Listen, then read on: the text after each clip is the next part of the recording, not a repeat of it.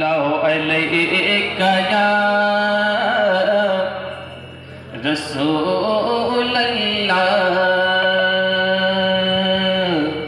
वसल्लम अलैका या हबीब अल्लाह के गम की रोदाद सुनाने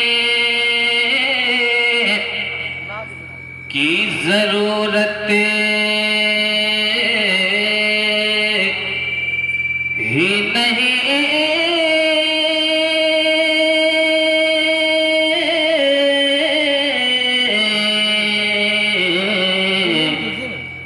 अरे वो जानते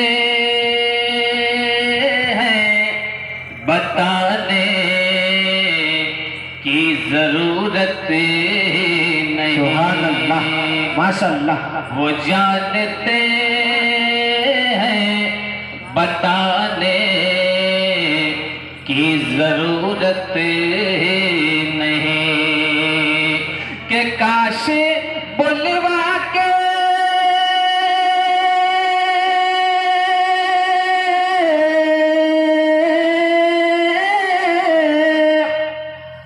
काश बुलवा के मदीने में फरमा दे मेरे आका के अब तुझे लौट के जाने की जरूरत नहीं। सुभान अल्लाह।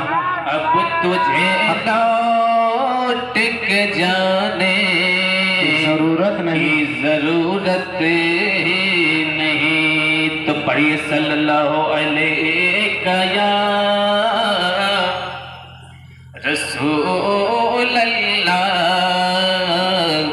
वसल्लम अलैका या हबीब अल्लाह।